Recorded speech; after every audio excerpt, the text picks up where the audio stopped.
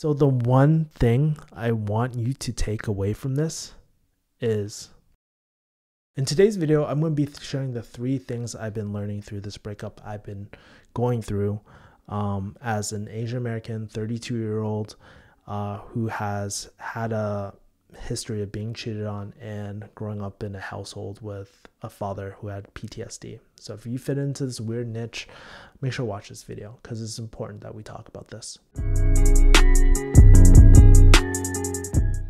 Hey, what's going on? It's your boy Kevin. If you guys don't know who I am a former pharmacist. I'm a YouTuber and a full stack marketing and high ticket sales strategist. And my goal on this channel is to help you guys escape work that you hate and live a kick-ass life. And today I'm going to talk about the complete opposite of that as well. As you guys know, on this channel, I share a lot of stories. And one of the stories today I'm going to share with you, it hits really deep today for myself, right? And my goal isn't to get pity from people and stuff, but it's really to share my experiences so that you guys can prevent this from happening to you guys. Breakups aren't easy, especially as you get older. When you're my age, it gets harder and harder because, you know, for a lot of people, they think time is ticking. And, you know, if there's one thing I've learned through all this is that I needed therapy way sooner than I did now. So listen to my story. I think it will help you a lot. And first of all, if you guys are kind of curious about you're probably like, Kevin, you are in a relationship? Well, not quite. For myself, and for myself, just to give you a little background, I grew up in a home where my father had severe PTSD from the Vietnam War. I didn't know it at the time when I was a younger kid, but now going through everything, I realized that I have a lot of those symptoms from a lot of kids who grew up with PTSD as well. And it's really been hard, you know. If anybody has gone through who has lived with someone through this, it affects your everyday life. As a child from that household, from my household, it really affected me a lot. My mom always used to tell me, like, as a kid, I used to smile so much, but somewhere along the way, when my dad's PTSD got so bad, he would yell at us every single day, walk on eggshells. And I remember for a while, I mean, I used to see my mom and dad fight all the time, and I would ask myself, like, what's the point? And even in my dad's family, I would just look around. I was like, I can't see one relationship that's actually worth it, that's actually in good standing, right? And so, you know, that's kind of the world I grew up in. And I remember walking on eggshells myself because no matter what I did, my dad would always yell at me. And for anything, like if I pushed a carrot, like a shopping cart wrong, if I dropped something by accident, or even if I did something that was right or something like that, like, I don't know, it could be the most minor things. I accidentally spill water or something like that, I would get yelled at for hours. And it was very, very traumatizing for me. I tried to be the best son that I could. I never drank, I never smoked, I never did drugs or anything like that. But it was still never enough for my dad. And I carried that through even to this day. I wish I could say I'm over it, but I feel so insecure about, I always have to seek validation or seek advice from other people before I do things. I always question my own ability for certain things. And how that applies to relationships is that I always have a fear that I cannot have a successful relationship, because if I couldn't have a successful relationship back then with my dad, and this is how I'm feeling, I know intellectually it doesn't make sense, but how could I have a romantic relationship?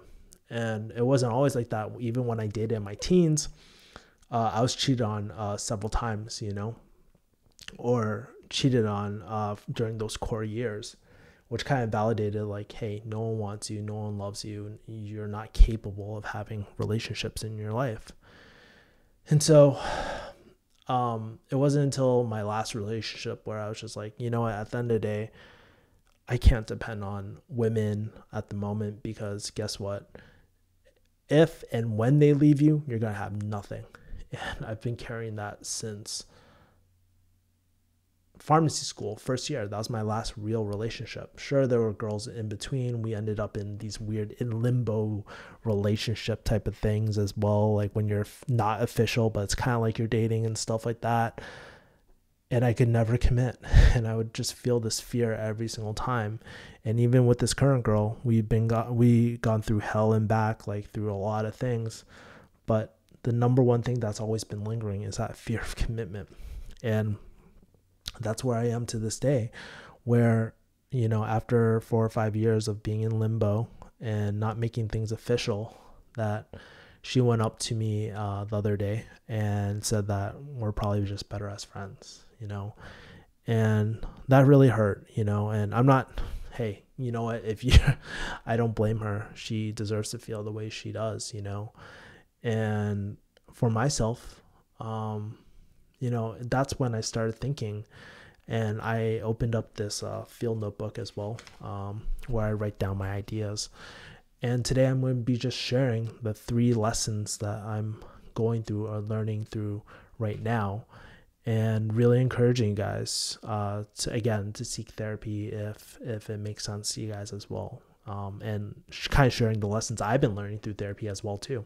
All right, so as I'm telling this story too, the first thing I realized is that by not committing, I still got hurt. And it's like, when I listen to myself, I'm just like, duh, Kevin, right? Like, no shit, Sherlock, right? But you have to understand, I always had this commitment issue, because it's kind of like a fear of failure type of issue. And the reason why I didn't want to commit to a relationship was because I just didn't want to get hurt, right? And ironically, it did the complete opposite, right? By not committing, it made the relationship even worse, which I ended up getting hurt anyways, and when she dropped those words on me, immediately I started feeling things of not worth it, and all these internal feelings too. And it was really, really, really, really tough. And I never blame her. And I at that moment, I just realized, this commitment fear is not normal. It's not normal because, as you guys know, I'm very expressive. But when I was in this relationship, right, I was very emotionally distant, right? Kind of like my father and stuff too. And I noticed that I would get not panic attacks, but like so freaking nervous every single time, like when she would bring up commitment and stuff like that on our conversations, right? And I just realized that wasn't normal. And I think this was actually a really good wake-up call for me, because it kind of reminded me, like, Kevin, if you don't fix this problem, you are still going to get hurt. Your feelings for women, are whether this girl or another girl, they're going to come up, and you're going to run into this too. And so, Kevin, you need to fix this problem, right?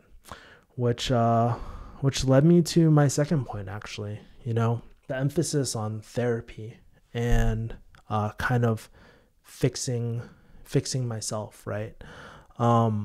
The way my therapist kind of puts it, or the way that I was thinking about it when I was writing this down, was that, I like to think of myself as my higher self would tell me, hey, think of yourself as an Audi, like a high performance car or something like that, right? Not like a freaking Toyota Yaris or Honda Civic, right? Think of yourself as a high performance vehicle, right? And what happens when you don't get a tune-up? Well, things break, right? And that's kind of what happened when I was like in those relationships where I got cheated on, or things didn't work out, or it was very emotionally traumatizing. And at that time, I didn't really go in for my tune-ups. I didn't seek therapy because my dad never seek therapy. Asians in therapy, for some reason, is really, really, really weird. And so it just never occurred to me. But I wish I did this so much sooner, because I finally feel like I'm in a position where I'm starting to understand myself a little bit more. Yes, I've had life coaches and all this sort of stuff. All those things were very, very helpful for me. But therapy has really taught me to kind of sit through my feelings, sit through the pain, not take action all the time, right? And what I realized, like, it was so funny because, well, not funny, but the day that she dropped everything was actually the same day as like the 14-year anniversary of my first relationship getting cheated on. And it just reminded me, like, man, I'm like in the same place where I was 14 years ago, like in the same house. It was so uncanny that I linked those two things, and I was like, I need to sit through my emotions, because I never do it. The first thing I want to do is just talk to all my friends and reach out to people. But no, there's no amount of talking that I can do to make myself feel better. The only thing that's going to help me is just sit through my emotions. And that's something that therapy has been teaching me, not only in my relationships, but also in business as well. So there was that.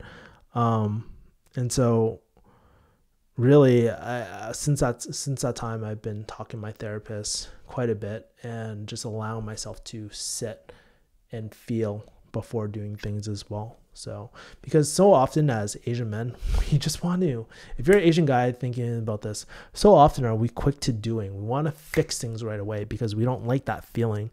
But sometimes that's just distraction. Some people like alcohol. Some people like drugs.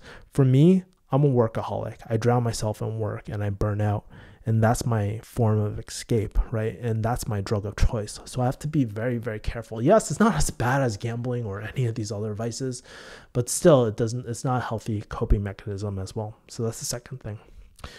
And then the third thing too is I tried reaching out to her as well, because one of my really great friends, he went through the exact same thing pretty recently too.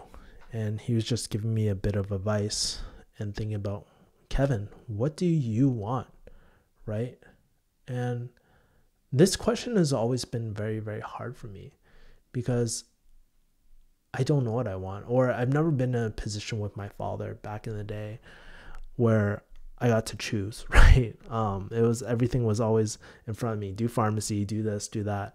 And it was only until my dad passed away where everything, I wouldn't say started spiraling down, but my life path became a lot less clear, right? And over these last few years, I've been having to dial it in. And that's why, like, thinking about my life, like having a planner and stuff like that, like my Panda planner, has been really helping me kind of identify. And even my business coach, Terry Rice, he's amazing. And I've just been really thinking about, what do I want in life? What kind of relationships do I want? What kind of communication styles do I want? Do I want someone who's more vocal, who will actually tell me that things are wrong? Do I want someone who has their vision of their own, and see if we can align our visions as well? It's really been helping me kind of focus on what does Kevin want too, and coming out of it, when I spoke to her, I was like, for me, I need to focus on therapy because I realized I'm going to go through the same shit over and over again if I don't figure this out. And she kind of didn't know what she wanted. I had advised her, like, hey, take some time, figure out what you want to. When I'm back in California, we can kind of talk things over, see if things make sense. To be honest, guys, I don't know if it's going to work, right? I have no idea, but I just know through this process, I'll be a better man. I'll be in a better place. And for the first time in my life, I'm not atheist, guys. I'm agnostic, right? And it was so funny. All these little coincidences in my life have been coming. Like I had a personal training coach and my neurohacking coach and all these other things telling me, like, hey, do you believe in a higher power? Do you believe in something that's bigger than yourself, a creator, whatever you want to call it, the universe, right? And I've always kind of been whatever about it, but for the first time, I started more recently going to my father's grave and just talking to him and saying a prayer to the universe. And I made a prayer and I was like, universe or God or creator or whatever, I don't know if you exist, but my coach, my personal training coach and my neurohacking coach told me to kind of send a prayer to you or send something out there saying that I want a better relationship with you.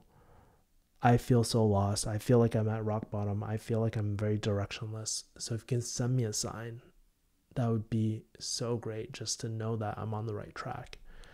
And it's so crazy. Ever since that happened, I've been having a lot more confidence in terms of all that. All these people have been coming in my life, helping me through direction. And it's been really helping me kind of let go, surrendering into, the bigger plan, that's out of my control. Yes, it doesn't give me the excuse to slack off. It really forces me to hold myself responsible, but to let go of all the things like, I can't control whether we're together. I just have to believe that, this is all for a bigger plan. This is all meant to happen, and there's a lot that I can't control, and I have to be okay with that. And that's been helping me kind of cope as well. Does that mean that I'm not sad? No, absolutely not. I'm not going to lie to you guys. I broke down in my car 2 nights ago, just crying and just being like, man, I'm trying so hard in life. I'm trying with my business. I'm trying with all these things. I'm back in Boston trying to help my mom. I'm just trying to do the best I fucking can at this moment, and nothing is working out. Am I doing the right things, guys? That's what I was thinking, man. But after I had that good cry, I just thought about, what does Kevin want? Focusing back on myself. And even my coach said, wow, you sound so different. You sound so different in terms of knowing what you want. It sounds like you have this resolve. And I was like, at this moment, yes, I do have this resolve, because I know that for myself, I need to focus on myself. I need to focus on my health, wealth, and relationships at this moment before I even get into another relationship. I need to fix my commitment issues as well and deal with them head on. I have to do the work, And so with that being said, so if you're listening to this, the one thing that I want you to take away from this is, don't be like me. Don't wait till you have someone in your life. You're in limbo for 4 or 5 years. You're avoiding commitment. Maybe you've been cheated on. Maybe you had bad relationships with your parents or anything like that. Seek therapy sooner, because I honestly could have had a lot better relationships if I actually took the time to really fix my issues when I was 22 or 18-year-old Kevin, when I got cheated on. I didn't have healthy coping mechanisms. And it's okay to sit through the pain. It's okay to feel sad. Before we head out, I just want to read something from Mr. Rogers, someone who was really dear to my heart, who I laughed and felt so much comfort watching his show. And I just want to remind you about what Mr. Rogers used to tell us if you watched this show as well. Confronting our feelings and giving them appropriate expression always takes strength, not weakness. It takes strength to acknowledge our anger, and sometimes more strength yet to curb the aggressive urges anger might bring, and to channel them into non-violent outlets. It takes strength to face our sadness, and to grieve, and to let our grief and our anger flow in tears when they need to. It takes strength to talk about our feelings and to reach out for help and comfort when we need it. So don't wait. And so if you are feeling this way, you aren't alone. I'm going through this too. And I'm just hoping that I can inspire the next person who is a younger Kevin Yee to really take that initiative to better their life, level up their life. And my goal, like I said, is just to help another younger Kevin Yee. Maybe someone who doesn't feel confident about their feelings, maybe who doesn't feel confident about their relationships, whether they can do anything right. To stop, pause, feel, and seek something like therapy, because you know it's gonna be hard either way, but it's a lot harder if you start later, right? So that's pretty much it. I hope you enjoyed this video. I hope you got something out of this video, because it just felt for me the right thing to do. Even though I didn't really want to talk about it on this channel, I'm all about being open and honest and telling you what's happening really in my life as well. All right. I'll talk to you guys soon. I love you guys. Take care. Bye.